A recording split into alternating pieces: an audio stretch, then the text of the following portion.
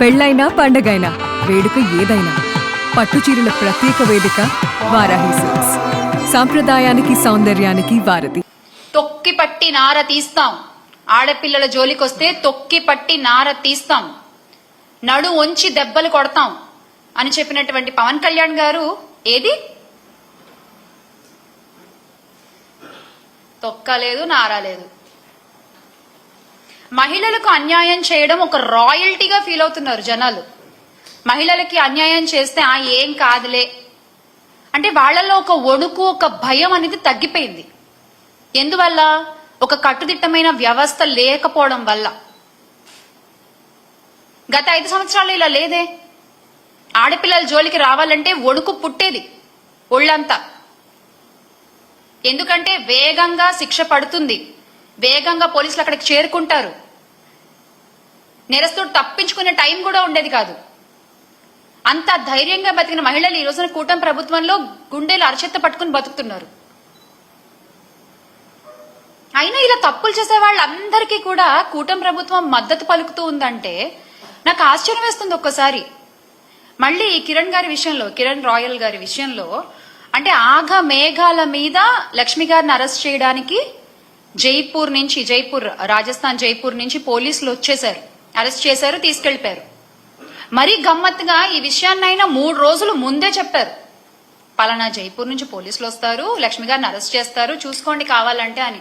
Exact గా ఏదో కథ చెప్తే సినిమా తీసినట్టుగా ఎగ్జాక్ట్ గా అలాగే జరిగింది. కరెక్ట్ గా 3 days తర్వాత.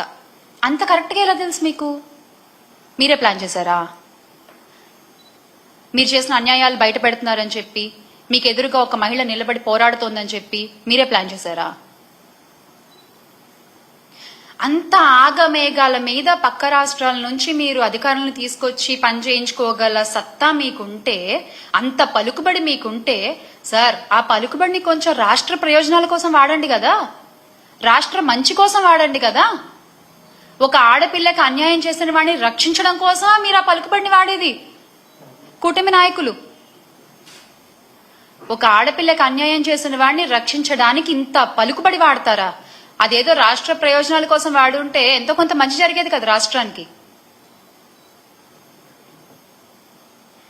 అంతకంటే దారుణం ఏంటంటే, అన్యాయం జరిగిన బాధితురాల్ని ఆదుకోకపోగా, అండగా నిలబడకపోగా, అసలు ఆమెని ఒక తేరుకోలేని ఒక సిచ్యువేషన్ లో పెట్టడం, అరెస్ట్ చేసి జైల్లో వేసేస్తే అయిపోతుంది అంతే. ఇంకా వాళ్ళు నోరెత్తి మాట్లాడరు. విక్టిమ్ బ్లేమింగ్ అంటారు దీన్ని. ఇలా మీరు విక్టిమ్స్ ని బ్లేమ్ చేస్తూ ముందుకు పోతుంటారా? అంటే ఇది చూసి ఇంకొకళ్ళు ఎవరు బయటకు వచ్చి మాట్లాడరనా మీ ధైర్యం? ప్రజలిచ్చిన అధికారాన్ని ప్రజల కోసం కాకుండా మీ తప్పుల్ని కప్పిపుచ్చుకోవడానికి, మీ వాళ్ల తప్పుల్ని కప్పిపుచ్చుకోవడానికి మీరు వాడుకుంటున్నట్లంటే ఏ స్థితిలో ఉన్నామో, ఎంత గొప్పగా మీరు పరిపాలన చేస్తున్నారు ప్రతి ఒక్కళ్ళు చూస్తూనే ఉన్నారు. అంతెందుకండి, డిప్యూటీ సీఎం గారి సొంత నియోజకవర్గంలో ఒక ఆడపిల్లపై అత్యాచారం జరిగితే ఈ రోజు వరకు ఆయన వెళ్ళి మాట్లాడలేదు. ఏంటండి మీరు రక్షణ కల్పించేది మహిళలకి? ఏంటండి మీరు ధైర్యాన్ని నింపేది మహిళలకి? ఒకటి మాత్రం బాగా అలవాటైపోయింది, ఏది జరిగినా వైఎస్ఆర్ కాంగ్రెస్ పార్టీ వైపు వేలెత్తి చూపించడం. ఎస్కేపిజం. ఏది జరిగినా వైఎస్ఆర్ కాంగ్రెస్ పార్టీ వైపు వేలెత్తి చూపించడం. నవ్వుతున్నారు, అయినా మీకేం పట్టట్లేదు. నవ్విపోదురుగాక నాకేంటి సిగ్గు అన్నట్టుంది మీ ప్రవర్తన. నిజంగా అలాగే ప్రవర్తిస్తున్నారు మీరు. ప్రశ్నించే గొంతు నొక్కడమే ధ్యేయంగా కూటమి ప్రభుత్వం ముందుకెళ్తున్నారు. సోషల్ మీడియాలో మిమ్మల్ని ప్రశ్నిస్తున్నారని చెప్పి, సోషల్ మీడియాలో వైఎస్ఆర్ కాంగ్రెస్ పార్టీ వైపు మాట్లాడే వాళ్ల మీద ఎన్ని కేసులు పెట్టారు, ఎంత ఇబ్బంది పెట్టారు. కానీ మీరు ఒక్క విషయం గుర్తుపెట్టుకోవాలి, అణగదొక్కేస్తే అణిచిపోతారులే అనుకుంటే మీరు తొక్కిన ప్రతి అడుగు కింద నుంచి ఒక వట వృక్షమై లేస్తారు తప్ప ప్రతి కార్యకర్త భయపడి వెనక్కి తగ్గేది లేదు. భయపడి ఎవరు వెనక్కి తగ్గరు.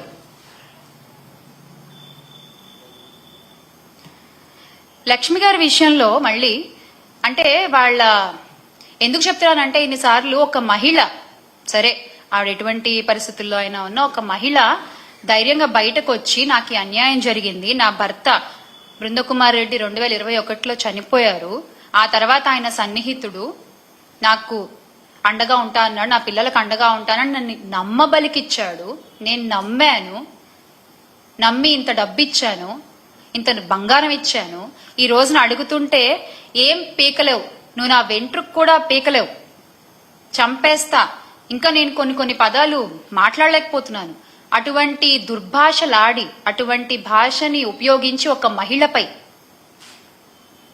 ఆవిడంత ధైర్యంగా బయటకు వచ్చి మాట్లాడుతున్నందుకు ఆ ధైర్యాన్ని మెచ్చుకుని ఆ మహిళకి అండగా ఉండకపోగా ఒక మహిళని కొట్టిన వాణ్ణి, ఒక మహిళని అబ్యూజ్ చేసిన వాణ్ణి, ఒక మహిళ దగ్గర డబ్బు దొబ్బేసిన వాణ్ణి మీరు వెనకేసుకొస్తున్నారు. మీరు ఇచ్చింది ఏంటి? ఆ పార్టీ అధికార ప్రతినిధి గారు ఇంత జరిగితే ఏం చేశారు, ఒక నోట్ రిలీజ్ చేశారు, పార్టీ కార్యకలాపాలకి పలానా వ్యక్తిని, ఆ కిరణ్ రాయల్ అనే వ్యక్తిని దూరంగా ఉంచుతున్నాము అని జనసేన పార్టీ నుంచి ఒక నోట్ రిలీజ్ చేశారు. అదేంటది? తొక్కిపట్టి నార తీయడం కదా మీ పార్టీ సిద్ధాంతం. ఇప్పుడు ఏమైపోయింది ఆ సిద్ధాంతం?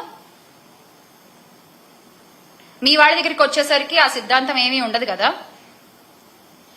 వైఎస్ఆర్సీపీ ప్రభుత్వ హయంలో మహిళలు గాని యువతులు గాని వాళ్ళ చేతుల్లో ఒక ఆయుధంలా పనిచేసిన దిశ యాప్ ని మీరు నిర్వీర్యం చేశారు. అంత గొప్ప వ్యవస్థలు మీరు ఎలాగో తీసుకురాలేరు, కనీసం దాన్నైనా పునరుద్ధరించవచ్చు కదా, కనీసం ఆడపిల్లలకు ధైర్యంగా ఉంటుంది. అలా చేయకుండా యువతుల మాన ప్రాణాలతో మీరు చెలగాటం ఆడుతున్నారు, నిజంగా చెలగాటం ఆడుతున్నారు. రాష్ట్రంలో శాంతి భద్రతలు క్షీణిస్తున్నా నిత్యం వాటిని డైవర్షన్ పాలిటిక్స్ తో కవర్ చేసుకుంటూ ప్రతి నెల ఒక్కొక్క టాపిక్ దొరుకుతుంది మీకు భలే. అసలు జరిగే అన్యాయాల్ని కవర్ చేయడానికి, జరిగే అన్యాయాల్ని డైవర్ట్ చేయడానికి మీకు అనుకూలంగా ఉన్నటువంటి పచ్చ మీడియాల్లో వాటిని యథేచ్ఛగా ప్రచారం చేయడము, ప్రజల్ని నమ్మించే ప్రయత్నం చేయడము. అంటే చట్టం అనే ఒక కనీస గౌరవం కూడా లేకుండా మీరు ముందుకు దూసుకుపోతున్నారు, అన్యాయాలు అరాచకాలు చేసుకుంటూ, అత్యాచారాలు చేసే వాళ్ళని వెనకేసుకొస్తూ. అందుకే ఎవరన్నా ప్రశ్నిస్తుంటే కూడా చంద్రబాబు నాయుడు గారు అది సహించలేని ఒక స్థితిలో ఉన్నారు. ప్రజల దగ్గర ఇన్ని ప్రశ్నలు ఉన్నాయి, ఈ రోజున ఇన్ని ప్రశ్నలు ఉన్నాయి ప్రజల దగ్గర. సరే సూపర్ 6 హామీలు అంటామా, అవి పక్కన పెట్టండి, అవి కాకుండానే ఇన్ని ప్రశ్నలు ఉన్నాయి. వాటన్ని ప్రజలు అడిగితే ఈ రోజున సమాధానం చెప్పే స్థితిలో చంద్రబాబు నాయుడు గారు ఉన్నారా? కూటమి ప్రభుత్వం ఉందా? సానుభూతి పరులు, యాక్టివిస్టులు, ప్రతిపక్ష సోషల్ మీడియా కోసం పనిచేస్తుంటే వాళ్ళ మీద యథేచ్ఛగా కేసులు పెట్టి వాళ్ళని లోపల తోసేస్తే, ఎప్పుడు కేసులు అండి, ఎప్పుడో 3-4 సంవత్సరాల క్రితం కేసుల్ని కూడా బయటికి తీసి అరెస్ట్ చేస్తారు. ఒకవేళ వాళ్ళ మీద కేసులు ఏమీ లేవనుకోండి, వీళ్లే కొత్తగా ఒక కేసు క్రియేట్ చేస్తారు, క్రియేట్ చేసి దాన్ని చూపించి జైల్లో వేస్తారు. ఎన్నికల్లో ఇచ్చిన హామీలు గాలికి వదిలేయడం, ప్రతి నెల ఇలా ఏదో ఒక వంకతో ఏదో ఒక ఇష్యూతో డైవర్షన్ పాలిటిక్స్ చేయడము, తమ వైఫల్యాలన్నిటినీ గత ప్రభుత్వాన్ని పేరు చేర్చి ప్రజల ముందు ఏదో కొత్తగా ఒక కొత్త అబద్ధాన్ని చెప్పే ఒక ప్రయత్నం చేయడం, ఇవన్నీ కూడా ప్రజలు చూస్తున్నారు. మీరు ఏ ఒక్క సంక్షేమ పథకాన్ని ఇవ్వలేదు, మీరు ఏ ఒక్క మంచి కార్యక్రమాన్ని చేయలేదు. పోలీసులు ప్రజలకి ఎటువంటి విషయంలోనూ రక్షణ కల్పించలేకపోతున్నారు, భరోసా కల్పించలేకపోతున్నారు. ఇవన్నీ కూడా చూస్తున్నారు. గత 8 నెలలుగా రాష్ట్రంలో కొనసాగుతున్న కూటమి పాలన ఇదే.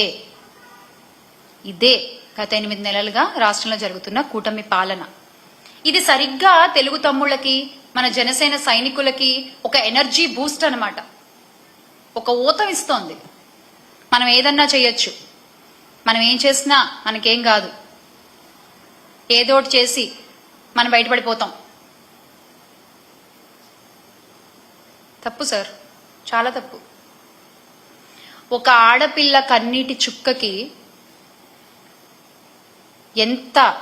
ఎన్ని ఘోరాలు జరుగుతాయో ప్రతి ఒక్కళ్ళకి తెలుసు. అలా ఇవాళ ఈ రోజున కూటమి ప్రభుత్వంలో ప్రతి ఆడపిల్ల కారుస్తున్న కన్నీటికి, అన్యాయానికి గురవుతున్న ఆడపిల్లలు కారుస్తున్న కన్నీటికి ఖచ్చితంగా ఈ కూటమి ప్రభుత్వం సమాధానం చెప్పాల్సి ఉంటుంది. ఇవన్నీ చూస్తూ కూడా అంటే ఎంత డైవర్ట్ చేసినా, ఎంత మీరు పచ్చ మీడియాలో మీకు అనుకూలంగా ప్రచారాలు చేసుకున్నా, ప్రచారాలతో ఎక్కువ రోజులు నడపలేరు కదా ప్రభుత్వాల్ని. ప్రచారాలతో ఎక్కువ రోజులు నడపగలరా ప్రభుత్వాల్ని? లేదు కదా. మళ్ళీ ఖచ్చితంగా ఆంధ్ర రాష్ట్ర ప్రజలు ధైర్యంగా తిరిగే రోజులు వస్తాయి. ఆడపిల్లలు, మహిళలు ముఖ్యంగా కన్నీరు కార్చే రోజులు త్వరలోనే పోతాయి. మళ్ళీ ఆంధ్ర గొప్పగా మారుతుంది. Make Andhra great again with Jagan అన్న. జై జగన్. ఆ ధైర్యం నింపడానికే ఇవాళ నేను మీ ముందుకు వచ్చి మాట్లాడుతున్నాను.